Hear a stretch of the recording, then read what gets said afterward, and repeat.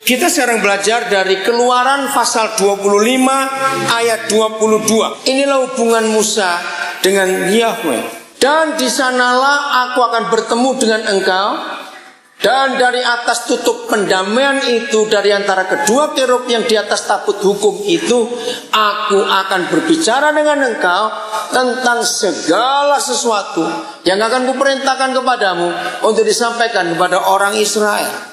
Saya selalu pakai ayat ini sebagai dasar hidup pelayanan saya. Artinya, saya kalau mengajar dan menyampaikan firman baik kepada gereja maupun kepada orang di luar gereja, saya tidak boleh asal-asalan dan dari ide saya sendiri. Harus ayat ini digenapi tentang segala sesuatu yang akan kuperintahkan kepadamu untuk disampaikan kepada orang Israel. Segala sesuatu yang harus disampaikan kepada umat itu.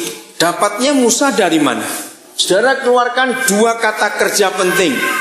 Satu, bertemu. Dua, berbicara. Ada itu? Di sanalah Musa, aku akan bertemu dengan engkau. Dari atas untuk tab hukum dan sebagainya. Dan aku akan berbicara dengan engkau. Kembali pertanyaan saya. Mana lebih mudah ditemui? Tuhan di perjanjian lama atau Tuhan di perjanjian baru? Baru seharusnya, karena jalan sudah terbuka. Ingat, Tuhan di lama itu kejamnya luar biasa.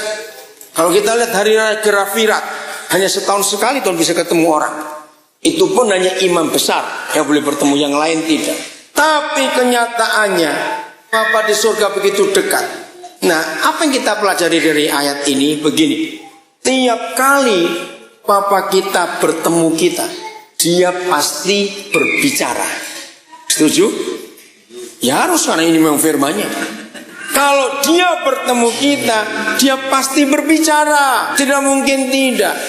Maka itu maaf, ini masih bicara tentang doa. Suatu hari misalnya saudara cari seseorang, ya, dia teman, rekan sekerja pelayanan. Begitu kita telepon, istrinya jawab, sedang berdoa. Itu jam 8 pagi misalnya begitu. Jam 12 siang kita telepon lagi. Masih doa juga. Hebat nih. Jam 4 sore kita telepon lagi. Jawabannya sama, masih berdoa. Wah, luar biasa bukan? Ya udah, besok aja ketemu. Besok kita telepon, dia yang jawab. Jadi berapa jam itu? 8. Itu yang kita telepon, kan kita telepon jam 8, jam 12, jam 4, kan 8 jam. Nah, dia mulai jam berapa nggak tahu, selesai jam berapa kita nggak tahu. Nah, saya akan tanya, wah hebat sekali kamu doa begitu lama. Tuhan bicara sesuatu tidak? Kalau dia jawab, enggak, dia nggak bicara apa-apa. Langsung saya berkata, kamu pasti tidur. Loh, kenapa? Doa 8 jam yang kita tahu. Padahal kita nggak tahu mulainya, kita nggak tahu selesainya. Itu berapa jam lagi? Masa Tuhan nggak ngomong apa-apa? Nggak mungkin. Ngerti maksud ayat ini, saudara?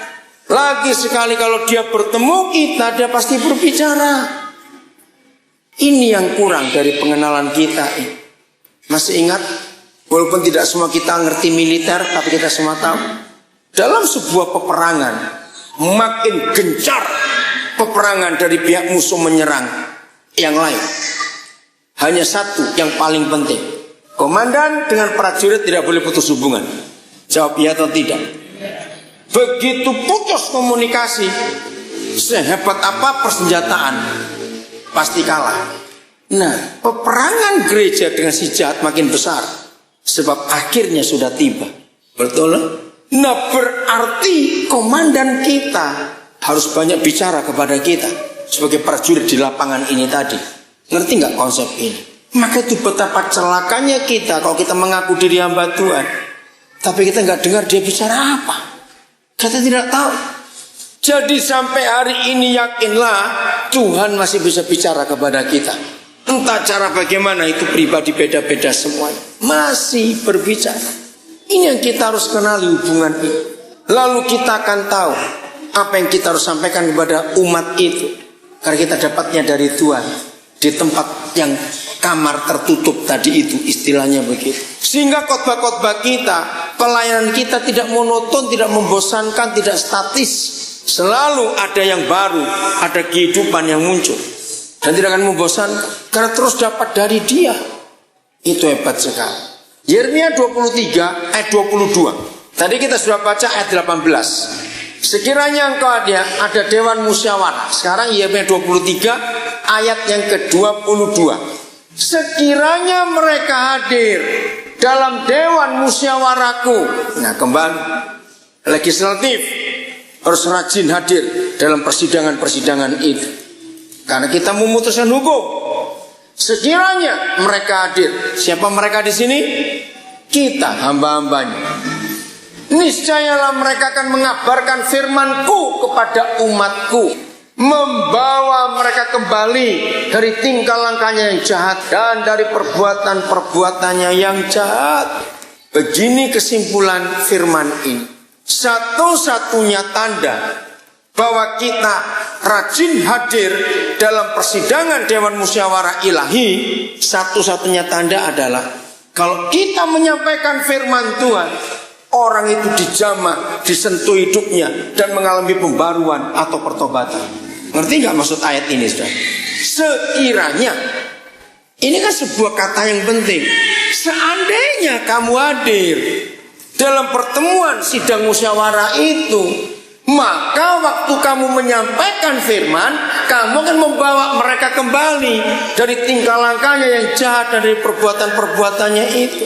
Maaf, maka itu seandainya kita sudah khotbah tiap minggu, saudara, tapi yang penjudi nggak bertobat, yang pemabuk nggak bertobat, padahal kita khotbah tiap minggu, maka itu artinya kita tidak pernah tahu pesan Tuhan untuk disampaikan kepada umat itu. Walaupun kita khotbah pakai Alkitab, ini yang penting. Kalau kita rajin hadir, Dia akan memberitahukan kepada kita. Jadi firman yang kita sampaikan itu hidup dan menjamah setiap orang. Ayat 21-nya coba lihat. Nah, ini yang celaka. Aku tidak mengutus para nabi itu, namun mereka giat. Itu namanya kerja bakti. Nggak disuruh, tapi melakukan. Lebih celaka lagi, aku tidak berfirman kepada mereka, namun mereka bernubuat. Artinya jadi kubuat, bukan nubuat lagi, nggak dari diri sendiri. Jadi semua yang kita kerjakan harus dapat dari Dia dulu. Katakan amin. Nggak asal-asal ngomong, nggak asal pilih-pilih tema khotbah, nggak asal cari ayat-ayat yang tepat. Tidak, harus tahu dari Dia dulu. Ayat 30 menakutkan, saudara, ayat 30 ini. Saya dapat rahasia ini, ayat 30 itu tahun 86. Sebab itu sesungguhnya aku akan menjadi lawan para nabi. Demikianlah firman Yahweh. Aneh, yang apa? Baca yang apa? Mencuri apa? Firman dari siapa? Masing-masing firmanku, masing-masing dari temannya. Geli bukan ayat ini lucu. Ada pencuri firman. Apa itu? Gampangannya begini, maaf. Kalau kita tidak punya persekutuan yang akrab, intim dengan Tuhan kita, terus kita disuruh khotbah, kita tuh bingung mau ngomong apa ini. Oh, aku ingat minggu lalu aku dengar khotbah temanku. Nah, itu pencuri firman. Bukan salah mengutip khotbah orang lain, tidak salah. Tapi yang Tuhan mau, kita harus sampaikan dari diri kita dengan Tuhan. Maka itu dari tadi, kalau saya dapat sesuatu dari hamba Tuhan yang lain, saya mesti sebut namanya. Masih ingat ya, saya nyebut berapa nama? Karena itu saya nggak dapat langsung dari Tuhan, tapi dari teman itu boleh sampaikan sebagai peneguhan. Tapi selebihnya kita harus dapat sendiri dari Dia. Jangan jadi pencuri firman dalam hidup ini. Nah, itu diperlukan untuk dekat dengan Tuhan itu. Kejadian 5 ayat 20. Inilah pribadi pertama yang disebut oleh Alkitab yang sangat hebat, namanya Henokh. Dan Henokh hidupnya bagaimana dengan Tuhan? Bergaul. Nah, ini dia. Orang yang beragama tidak akan mungkin bisa bergaul dengan Tuhannya. Sebab orang beragama dibatasi dengan peraturan dan waktu. Maaf ya saudara, semua agama di dunia itu kalimat doa sudah baku di kitab sucinya, tinggal mengulang, betul tidak? semua agama di dunia harus menggunakan bahasa si pendiri agama itu. Lo ngerti nggak maksud ini, saudara?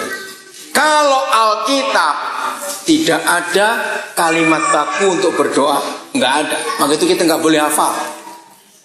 Bahkan kekristenan, kalau bicara agama, satu-satunya agama di dunia yang universal, karena bahasanya boleh tergantung di mana kita tinggal. Betul? Ini rahasia besar yang kita harus tahu. Maka itu pergaulan ini nggak bisa dibatasi. Coba renungkan betul-betul. Kalau sebuah pergaulan pakai peraturan, itu namanya apa? Kaku. Betul?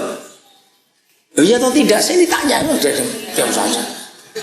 Nah, dengan Tuhan kita, Dia mau kita ini bergaul, nggak dibatasi oleh aturan apapun juga. Contoh, mungkinkah ada seorang ayah begitu istrinya melahirkan, langsung ayah itu berdiri di pinggir bayi yang baru umur sehari itu, membacakan peraturan. Nah, di rumah kita begini aturannya, jam 5 pagi mesti bangun. Terus begini. Mungkin tidak? Enggak, kalau ada bapak gila aja gitu. Anak dengan orang tuanya itu hubungannya bukan peraturan, bukan legalistik, tapi pergaulan. Betul? Nah, kembali ke doa Bapa kami. Bapa kami yang di surga. Terus dikuduskanlah namamu. Datanglah kerajaan. Stop sampai situ dulu. Saya tanya begini kepada saudara. Dikuduskanlah namamu. Itu artinya apa? Jaga nama baiknya. Kalau kita lagi di luar. Tapi kalau kita lagi pulang ke rumah, coba baca Mazmur 100. Bergaul, ada banyak kata bergaul. Soalnya Mazmur 100. Cuma ada 6 ayat di situ. Judulnya apa Mazmur 100? Nah, berarti ini liturgi. Pujilah Tuhan dalam baitnya waktu kita pulang ke rumahnya. Kalau dalam bahasa agama itu namanya ibadah. Betul, karena kita pulang ke rumahnya. Nah, saudara baca baik-baik. Ya, baca ayat itu pelan-pelan aja. 6 ayat itu atau sampai ayat 3 saja. Ternyata waktu kita masuk ke rumah Tuhan, kita ini senyap-senyap, tenang atau ribut. Ayo baca baik-baik. Terus ayat 2, coba lompat ayat 2. Ayo, beribadahlah kepada Yahweh dengan sukacita, datanglah ke hadapannya dengan sorak-sorai. Ayat 3. Ketahuilah bahwa Yahweh lah Tuhan, Dialah yang menjadikan kita. Seterusnya saya nggak usah baca lagi. Oke. Berarti kalau kita sedang ibadah itu senyap atau ribut? Gak usah ragu-ragu. Enggak. Mana ada kata senyap? Enggak ada. Sorak-sorak. Nah, ini rahasianya sekarang. Kalau di luar, kuduslah hidup, hormati Tuhan. Waktu pulang ke rumah, ributlah. Ilustrasinya bagaimana? Inilah kekristenannya, bukan agama. Kalau saudara kenal seorang jenderal, sangat berwibawa, sangat dihormati, jenderal itu. Semua angkatan pun hormat, padahal dia mungkin cuma angkatan darat, misalnya begitu.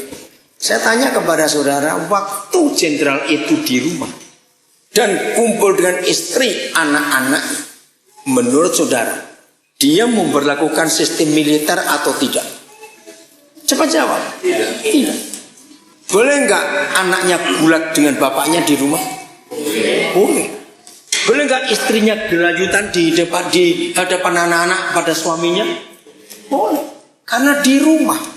Tapi kalau di luar rumah, kuduskan nama suami ini karena dia jenderal, dihormati. Nah, ini yang kebalik dari agama-agama. Ngerti bedanya, saudara? Kalau kita tidak, waktu pulang ke rumah ini beribadah, ributlah. Papa senang. Tapi kalau di luar, hormati dia, dikuduskanlah namamu. Saya tahu saudara syok dengar pengajaran ini. Hah, itu wajahnya wajah bingung semuanya. Karena selama ini kita tidak meneliti Alkitab, kita cuma melakukan rutinitas yang diajarkan oleh orang-orang tua kita dulu. Ya, silakan. Saya ketika bilang kita harus jaga nama baik Tuhan ketika kita keluar. Jadi masih saya ingat dulu Tuhan sekolah minggu kalau kita buat tuh maka dia berdoa dan malu-malu melihat orang. Artinya apakah kita mau memalukan Tuhan ketika kita berdoa contohnya kita makan bakso atau makan bakmi di luar, kita cukup dalam hati dengan sikap biasa saja. Biasanya saya dengan sikap berdoa sama seperti itu. Ya. Dari tadi apakah saya melarang orang doa di terminal, doa di warung? Saya ngajarkan malah tadi. Maka itu saya beri contoh. Waktu kita di terminal berdoa, di pelabuhan berdoa, di bandara berdoa, di warung berdoa, kenapa Tuhan tidak marah? Jadi boleh. Bukan tidak boleh. Berarti saudara nggak nangkep dari tadi saya. Maaf ya. Jadi nggak apa-apa. Coba mungkin saya salah. Apakah ada di antara saudara mendengar saya melarang doa gitu? Tidak. Cuma saya menegaskan. Yang lebih penting doa di kamar itu tadi intim. Bukan tidak boleh doa. Wah, makan di warung harus. Sampai hari ini saya masih berdoa juga. Aku makan di restoran. Doa juga kalau mau pergi di mana nggak apa-apa. Oke, jelas ya. Bisa lanjut? Ada lagi? Oke, silakan. Agak apa? Oh ya. Tunggu, pakai itu aja Pak, nggak jelas. Tolong. Oh ya, saya kira kurang jelas. Jadi sebenarnya pertanyaan ini juga pertanyaan yang pernah disampaikan saya. Yang bagi saya itu bisa masuk akal, bisa tidak masuk akal. Kadang-kadang orang yang bertanya ini saya anggap seperti tidak gila gitu Pak. Tapi ada yang dipertanyakannya itu masuk di pikiran juga karena ada di dalam kita. Ini pertanyaan begini pada waktu kami ada di itu. Karena dari tadi saya dengar beberapa kali Bapak selalu mengatakan Yahweh. Itulah nama Allah. Karena ketika dia berbicara kepada Musa, inilah nama Yahweh. Jadi dia katakan, apa kita? Kenapa nama Yahweh itu di Indonesia jadi berbeda, di Korea jadi berbeda, orang Batak jadi berbeda, di suku-suku lain jadi berbeda? Yahweh itu kan Allah sudah mengatakan namanya Yahweh. Lihat di dalam Alkitab. Abraham di negara mana tetap Abraham. Yesus di negara mana tetap Yesus. Semua nama-nama yang ada di dalam Alkitab itu di negara mana, di suku mana pun tetap nama itu. Mungkin hanya ejaannya Yesus, ya, tempat lain. Tetapi kenapa kita di Indonesia ini mengatakan Yahweh itu Allah? Jadi sampai sekarang ini kalau saya ini berdoa, saya tidak pernah menyebutkan nama, karena Allah sudah mengatakan ini nama. Jadi kalau kita berdoa, ya Allah, siapa yang mengatakan Allah? Karena Yahweh sendiri sudah mengatakan itulah nama. Katanya. Jadi kalau berdoa pun, ya selalu dalam Yahweh itu. Karena kita sudah biasa manggil nama, perasaan saya itu tidak pernah nama gitu. Ya. Nah, jadi tadi bahasa apa itu ada beberapa kali saya dengar mengenai Yahweh. Artinya Bapak sudah biasa ya. Bagi kita yang nggak biasa, kalau yang biasa sekarang ini jangan menyebut Yahweh ya. Mungkin kalau ada penerjemahan, dalam ini Yahweh ya. Tetapi lebih seringnya kita menyebutkan nama Allah. Ini pertanyaannya? Ya pertanyaan, kenapa kita sebutkan itu Allah? Oh, tadi waktu saya jelaskan Bapak nggak ada di sini berarti? Ada di sini Pak. Tadi saya sudah jelaskan tadi Pak, siang tadi. Ketahuan di sini. Iya nggak ada. Tadi saya sudah jelaskan. Iya. Baik, terima kasih. Oke, kita lanjut. Jadi betul Pak, saya setuju dengan Bapak. Itu karena penerjemahan. Ya, oke sedikit supaya tahu. Jadi waktu dua penginjil Belanda, saya lupa namanya siapa itu, tiba di tanah Melayu itu pada awal abad yang ke-18, maka setiap penerjemah Alkitab harus didampingi orang lokal, penduduk lokal, untuk menemukan kata-kata yang tepat. Nah, ketika penerjemah ini mencari orang lokal di tanah Melayu pada zaman itu, maka zaman itu orang yang dihormati sebagai seorang terdidik atau berpendidikan itu pasti haji yang pernah ke Mekah. Akhirnya dua penerjemah ini bertemu dengan seorang haji, kalau saya namanya Abdul Karim, kalau tidak salah. Kalau kita buka sejarah pasti ada. Nah maka didampingi, kata demi kata dicari. Ketika mereka dua sampai kepada kata Adonai, perjanjian lama, dan Kurios, perjanjian baru, bertanyalah dua orang ini kepada si haji ini. Nah ini apa? Lalu diterangkan oleh penginjil ini, apa itu Adonai, apa itu Kurios? Oh itu Tuhan. Nah karena dalam syahadat Islam la ilaha illallah, maka otomatis masuklah nama Allah sebagai Tuhan. Nah saudara yang punya Alkitab bahasa Batak yang terjemahan yang lama, cari, bedakan. Jadi begini, di dalam yang benar ketahuilah bahwa Yahweh lah. Jadi Tuhan itu adalah Yahweh. Allah itu harusnya Tuhan. Tapi disebut, bukan disebut Allah, karena itu kata Tuhan dicari. Itu buat orang Islam. Nah itu masalahnya. Maka itu dia kamus Alkitab kita bagian belakang disebut. Itu lembaga Alkitab menulis siapa Tuhan Israel? Yahweh namanya. Jadi Bapak betul. Saya dari dulu saudara kalau berdoa itu sulit menyebut nama itu, Allah itu. Kalau saya baca waktu itu Alkitab ya iya karena ditulis. Setelah saya ngerti tahun 88, saya merubah sampai hari ini. Oke, kita bisa lanjut. Ayo kita lanjut soal bagaimana kita bersekutu dengan Dia, hidup dekat dengan Papa tanpa aturan-aturan. Karena kita pulang ke rumah. Oke, kita buka Keluaran pasal 32. Begitu asiknya Musa berjumpa dengan Tuhan, ayat mulai 8. Jadi waktu itu saudara Musa sedang bersekutu dengan Yahweh, asik sekali di Gunung Sinai. Tiba-tiba Yahweh marah karena Israel membuat patung anak sapi. Masih ingat? Segera juga mereka menyimpang dari jalan yang kuperintahkan kepada mereka. Mereka telah membuat anak lembu tuangan yang dicor. Kepadanya mereka sujud menyembah dan mempersembahkan korban sambil berkata, hai Israel, inilah Tuhanmu yang telah menuntun engkau keluar dari tanah Mesir. Tuhan marah luar biasa kepada bangsa itu. Nah ini saya katakan Musa jadi pembelanya di hadapan bangsa itu. Ayat 9 lanjut.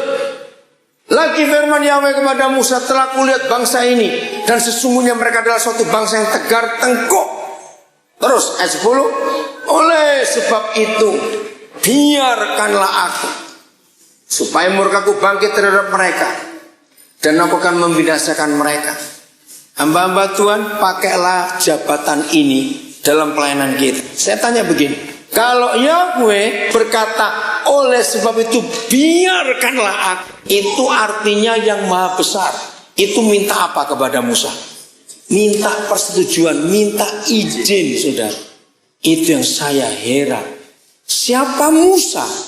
Siapa pencipta alam semesta? Minta izin. Itulah panggilan hamba Tuhan.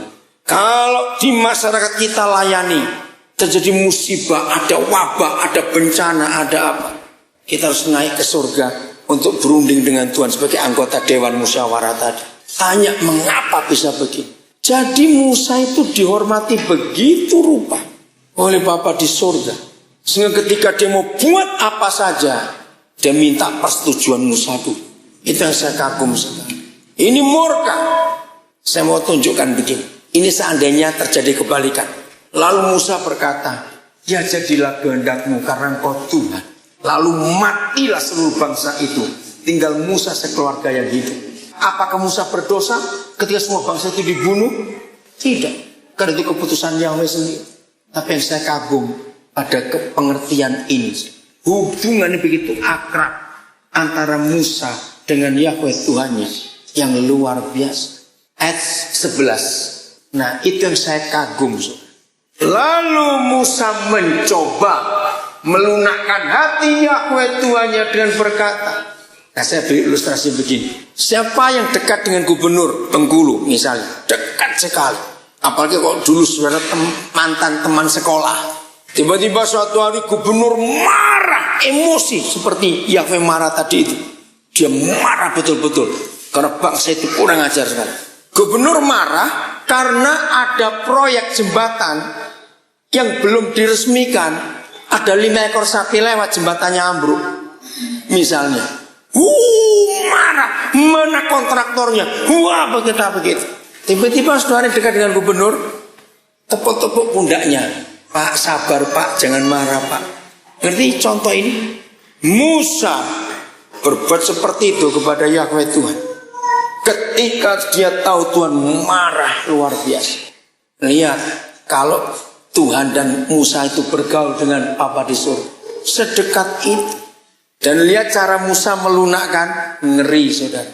Mengapakah Yahweh murkamu bangkit terhadap umatmu yang telah kau bawa keluar dari tanah Mesir dengan kekuatan yang besar dan dengan tangan yang kuat? Terus ayat 12. Mengapakah orang Mesir kan berkata, hei, lihat itu, dia yang membawa mereka keluar dengan maksud menimpakan malapetaka kepada mereka dan membunuh mereka di gunung dan membinasakannya dari muka bumi. Nah, kalau saudara cuma baca gitu pasti nggak akan ngerti. Saya ilustrasi begini. Siapa pernah punya pengalaman ngajak anak kita yang masih umur 5 atau 7 tahun ke sebuah toko atau supermarket atau ke mall, tiba-tiba anak itu minta sesuatu, kita nggak boleh, nangis, terus dia gulung-gulung di lantai. Biasa kita ngomong gini, kamu nggak malu dilihat orang itu? Malu dong dilihat orang itu. Ternyata Musa melakukan itu kepada Tuhannya. Kalau saya pakai bahasa bebas, Yahweh, apa engkau nggak malu? Kalau engkau bunuh mereka semua, nanti orang Mesir ngomong apa? Bisa bayangkan? Beraninya Musa melunakkan hati yang sedang marah dengan kata-kata itu. Ini luar biasa. Belum selesai kalimat berikut. Enggak mesti ayat 12. Berbaliklah, ya, berbaliklah dari murkamu yang bernyala-nyala. Kalau saudara baca terjemahan bahasa Inggris, repent God. Musa suruh Tuhan bertobat. Berbaliklah tuh. Wah, ini dahsyat sekali. Miliki hubungan seperti itu dengan yang kita sembah. Katakan apa? Berbaliklah dari murkamu yang menyala-nyala dan menyesal. Ayo, berani suruh Tuhan nyesal. Sadar Tuhan, sadar, itu maksudnya. Wih, luar biasa ini. Tapi yang hebat, Yahweh nggak tersinggung, sudah. Belum selesai. Ayat berapa? 13. Ingatlah kepada Abraham, Ishak dan Israel hamba-hambamu itu. Jadi Tuhan dianggap pikun oleh Musa. Betul enggak? Ingat Yahweh covenant yang kau buat. Bukankah kau sudah berjanji akan membunuh mereka? Saudara, saya begitu kagum kepada Musa melihat. Padahal kalau kita kembali ke ayat 10 tadi, Musa diberi kesempatan yang luar biasa. Biarkanlah aku Musa untuk aku bunuh mereka semua. Lalu aku, kembali 10 ya, coba ayat 10. Lalu aku akan buat bangsa baru lewat keturunan. Betul? Oh, 10 atau 11? Iya betul. Tetapi engkau akan kubuat menjadi bangsa yang besar. Saya punya konsep begini. Untung Musa bukan orang Indonesia. Kalau Musa orang Indonesia, bubar rencana Tuhan. Loh, maksudnya orang Indonesia, apalagi yang hubungan dengan pejabat, itu punya haji mumpung. Tahu kata-kata, oh mumpung, kesempatan ini. Nah lihat, Musa terima kesempatan, tawaran yang dahsyat. Kalau hari itu Musa berkata, ya Tuhan, lakukan yang kau mau, maka Israel punah di dunia yang ada Musail, sudah. Loh kan anaknya Musa Musail dong. Lihat atau tidak, coba jawab. Musa tidak menggunakan tawaran itu, padahal dia punya hak untuk menerima. Maka itu setelah kita baca ayat sampai ayat 13, malah Musa menasihati Tuhan. Aneh bukan? Jangan lakukan itu dengan ini hukumnya. Sadar. Nah, inilah yang dipakai oleh seluruh dunia tentang hukum. Kalau ada orang bersalah, tetap ada pembela. Maka itu Musa itu adalah pengacara pertama sedunia. Walaupun Israel salah, jelas salah bukan? Buat patung sapi kurang ajar betul. Oh, anak sapi bukan sapi. Mungkin saya berpikir gini, kalau Tuhan melihat mereka buat sapi yang gede, masih mikir, ini anak sapi kan menghina sekali. Jadi kamu sama anakku dengan anak sapi itu kurang ajar betul kamu. Maka itu Yahweh marah keras sudah. Nah, jadilah batuan yang jadi pembela di tempat kita melayani. Ketika hukuman terjadi, kita buat sesuatu. Pasal 33 ayat 9 sampai 11, coba lihat. Ya, pasal 33 kita Keluaran, masih kita Keluaran. 33 saya lihat ayat 9. Ya, apabila Musa masuk ke dalam kemah itu, turunlah tiang awan dan berhenti di pintu kemah dan berbicaralah Yahweh dengan Musa di sana. Pertanyaannya begini, tanda Yahweh hadir atau tidak pada masa itu, sehingga rakyat tahu itu ada tiang, ada awan kalau siang, api kalau malam. Nah, menurut ayat ini, siapa yang menunggu siapa antara Musa dengan Bapa di surga? Siapa yang tunggu siapa? Nah, aneh bukan saudara? Kok bisa-bisanya pencipta alam semesta yang nunggu Musa? Artinya kalau Musa nggak masuk, dia nggak turun. Lagi sekali, ini perjanjian lama yang mana dia masih sulit ditemui karena peraturan begitu kuat. Tapi ternyata dia itu luar biasa. Seharusnya begitulah kita dengan Bapa di surga. Katakan apa? Dia yang tunggu kita. Maka itu waktu saya belajar doa Bapa kami, kata ini, berikanlah kepada kami makanan kami secukupnya kapan? Pada hari ini. Kenapa nggak ngajar gini? Berikanlah kepada kami makanan kami secukupnya sampai setahun yang akan datang. Kan enak. Kenapa? Makin panjang. Bukan saudara. Maka seorang hamba Tuhan, saya lupa siapa namanya, dia menerjemahkan begini, karena papamu ingin ketemu kamu tiap hari. Saya nangis waktu dengar kata itu. Karena dia ingin ketemu kita tiap hari, maka itu doanya harus tiap hari.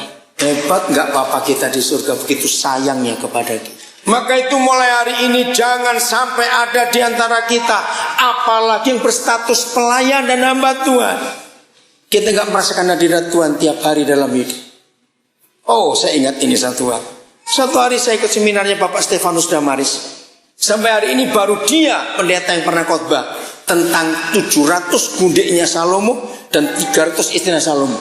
Belum pernah ada pendeta khotbah lagi, karena bingung mau khotbah apa tentang segitu banyak istri itu. 1000. Tapi dia ngajar bagus dan saya terima. Tapi Salomo kan punya permaisuri, bukan?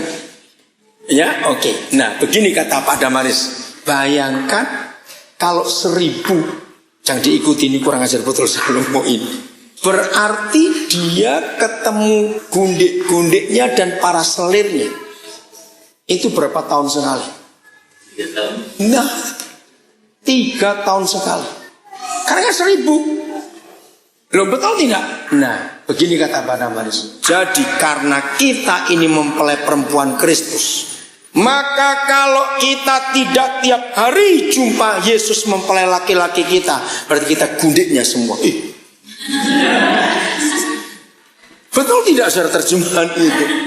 Maka itu kapan kita terakhir kali merasakan hadirat Tuhan? Dia ketemu kita, bilang 3 tahun yang lalu dia pergi kita gundiknya.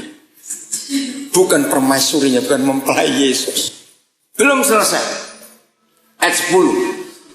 Setelah seluruh bangsa itu melihat bahwa tiang awan berhenti di pintu kemah, maka mereka bangun sujud menyembah masing-masing di pintu kemahnya. Karena mereka tahu hadir Yahweh sekarang. Ayat 11. Nah, ini dia. Bagaimana cara Bapa di surga bicara dengan Musa? Ayo baca bagaimana caranya.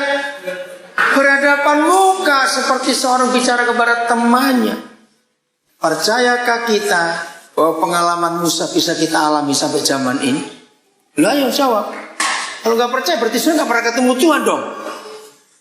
Saya percaya Bapa kita sampai hari ini masih bisa bicara kepada kita dengan berhadapan muka.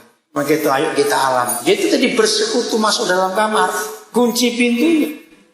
Hanya kita berdua saja. Ini mukanya kok ragu-ragu. Percaya sih saudara atau tidak? Percaya atau tidak ini masih berlaku sampai hari ini untuk kita? Muji Tuhan kalau masih percaya. Ayo kita praktekkan mulai hari ini. Mendengar dia berbicara sesuatu, bergaulah dengan dia, bersekutulah dengan dia. Bukan secara agamawi. Tidak. Ada yang mau tanya? Ya. Mungkin contoh konkret umpamanya, bagaimana sih kita bisa dalam kapasitas kita sudah ada hubungan Dengar ya sana? yang intim dengan Tuhan, dan kita tahu Tuhan bisa sama kita menurut pengalaman Bapak. Ya. Oh, menurut pengalaman saya. Baik. Tapi saya tetap pakai ayat dulu. Lukas 11. Ayat yang ke-11 sampai ayat 13. Kita mulai dengan itu dulu. Lukas 11 ayat yang ke-11. Bapa manakah di antara kamu jika anaknya minta ikan daripadanya akan diberikan ular, kepada anaknya itu ganti ikan? Ayat 12. Atau jika ia minta telur akan memberikan kepadanya kalajengking? Ayat yang ke-12 ayat 13. Jadi jika kamu yang jahat, kita ini manusia jahat, tahu memberi pemberian yang baik kepada anak-anakmu, apalagi Bapamu di surga, ia akan memberikan Roh Kudus kepada mereka meminta kepadanya. Jadi begini, menurut ayat ini Tuhan Yesus meyakinkan kita, kalau kita minta sesuatu kepada Bapa, dia pasti beri yang terbaik.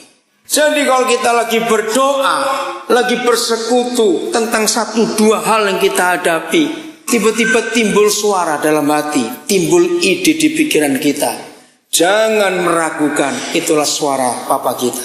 Karena ini janjinya. Jadi begini, kalau kita lagi berdoa, Tuhan aku lagi perlu ini misalnya, terus dan bilang, anak ini kurang ajar, aku beri setan dia satu nanti. Itu tidak mungkin. Kecuali kalau ada orang Kristen doa lagi, doa di kuburan, tiba-tiba ada suara. Nah itu kita mesti tanya, ini suara siapa ini? Ngerti ilustrasi itu saudara? Jadi kalau kita lagi rindu Tuhan, lagi rindu Bapa kita di surga, seperti anak-anak kita rindu kita sebagai orang tuanya, jangan diragukan lagi. Kalau ada sesuatu yang muncul di hidup kita, itulah dia. Itu pasti dia. Ini contoh yang terakhir. Tadi siang waktu makan siang, kan saya terima telepon. Saya ini lupa, hari ini itu ada tamu ke Nabire. Saya belum kenal dia, saya belum kenal. Tapi orang ini hari Senin ini ada pasaran.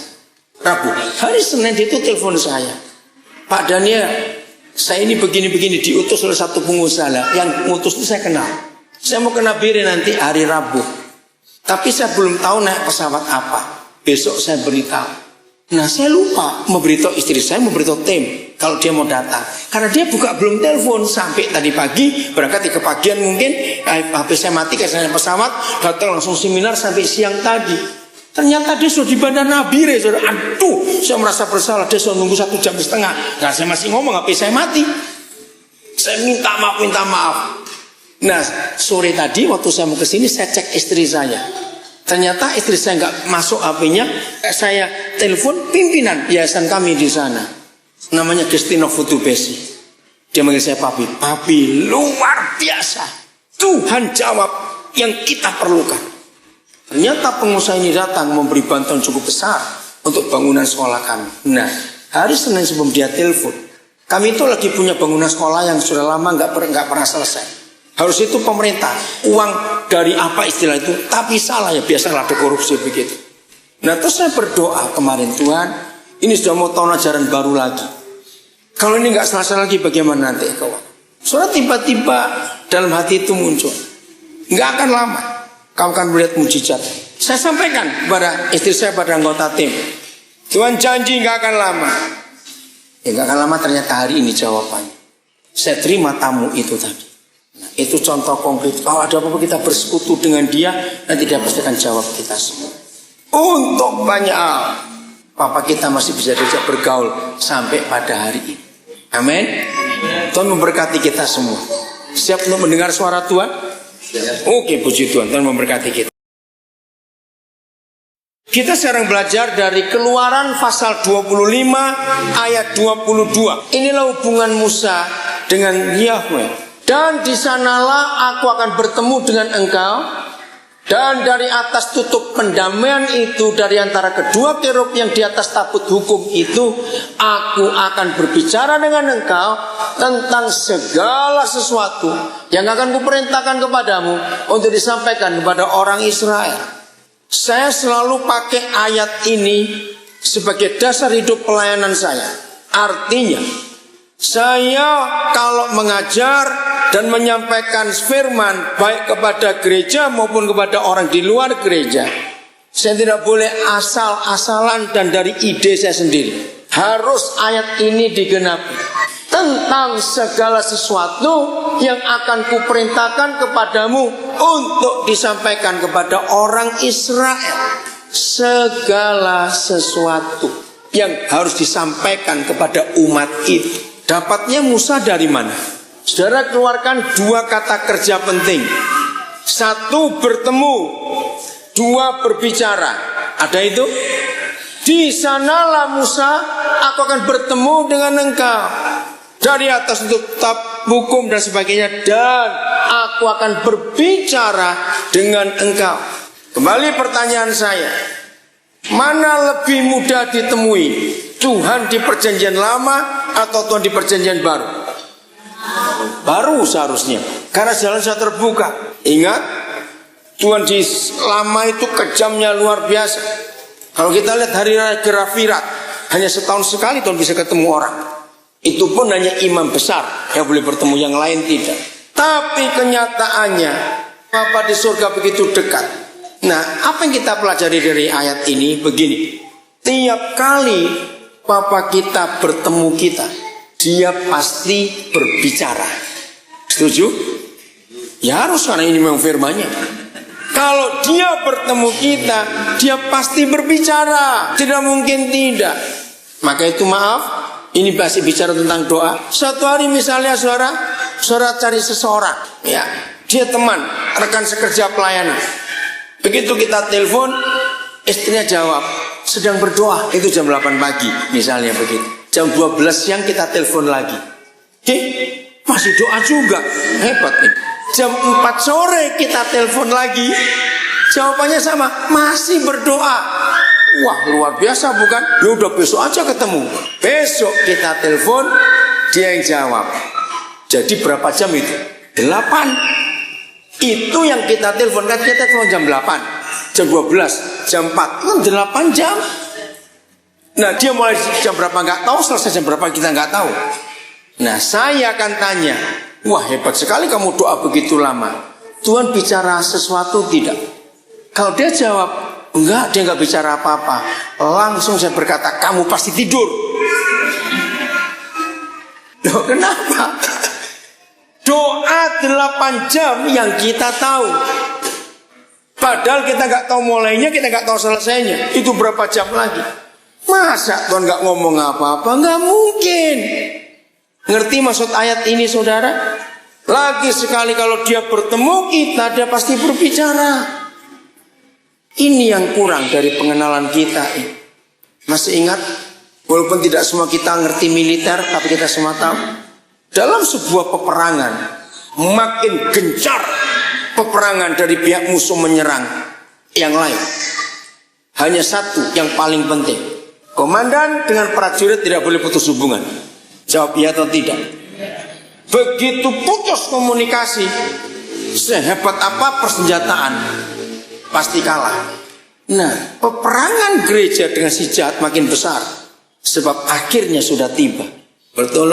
Nah, berarti komandan kita harus banyak bicara kepada kita sebagai prajurit di lapangan ini tadi. Ngerti nggak konsep ini? Maka itu betapa celakanya kita kalau kita mengaku diri hamba Tuhan, tapi kita nggak dengar dia bicara apa. Kita tidak tahu. Jadi sampai hari ini yakinlah Tuhan masih bisa bicara kepada kita. Entah cara bagaimana, itu pribadi beda-beda semuanya. Masih berbicara. Ini yang kita harus kenali hubungan ini. Lalu kita akan tahu apa yang kita harus sampaikan kepada umat itu. Karena kita dapatnya dari Tuhan. Di tempat yang kamar tertutup tadi itu, istilahnya begitu. Sehingga khotbah-khotbah kita, pelayanan kita tidak monoton, tidak membosankan, tidak statis. Selalu ada yang baru, ada kehidupan yang muncul. Dan tidak akan membosankan, karena terus dapat dari Dia. Itu hebat sekali. Yeremia 23 ayat 22. Tadi kita sudah baca ayat 18. Sekiranya engkau ada dewan musyawarah. Sekarang Yeremia 23 ayat yang ke-22. Sekiranya mereka hadir dalam dewan musyawarahku. Nah, kembali legislatif harus rajin hadir dalam persidangan-persidangan itu. Karena kita memutuskan hukum. Sekiranya mereka hadir. Siapa mereka di sini? Kita, hamba-hambanya. Niscayalah mereka akan mengabarkan firman-Ku kepada umat-Ku, membawa mereka kembali dari tingkah langkahnya yang jahat dan dari perbuatan-perbuatannya yang jahat. Begini kesimpulan firman ini. Satu-satunya tanda bahwa kita rajin hadir dalam persidangan Dewan Musyawarah Ilahi, satu-satunya tanda adalah kalau kita menyampaikan firman Tuhan, orang itu dijamah, disentuh hidupnya dan mengalami pembaruan atau pertobatan. Ngerti nggak maksud ayat ini, saudara? Sekiranya, ini kan sebuah kata yang penting. Seandainya kamu hadir dalam pertemuan sidang musyawarah itu, maka waktu kamu menyampaikan firman, kamu akan membawa mereka kembali dari tingkah langkahnya yang jahat, dari perbuatan-perbuatannya itu. Maaf, maka itu seandainya kita sudah khotbah tiap minggu, saudara, tapi yang penjudi nggak bertobat, yang pemabuk nggak bertobat, padahal kita khotbah tiap minggu, maka itu artinya kita tidak pernah tahu pesan Tuhan untuk disampaikan kepada umat itu. Walaupun kita khotbah pakai Alkitab, ini yang penting. Kalau kita rajin hadir, dia akan memberitahukan kepada kita. Jadi firman kita sampaikan itu hidup dan menjamah setiap orang. Ayat 21-nya coba lihat. Nah, ini yang celaka. Aku tidak mengutus para nabi itu, namun mereka giat. Itu namanya kerja bakti. Nggak disuruh, tapi melakukan. Lebih celaka lagi, aku tidak berfirman kepada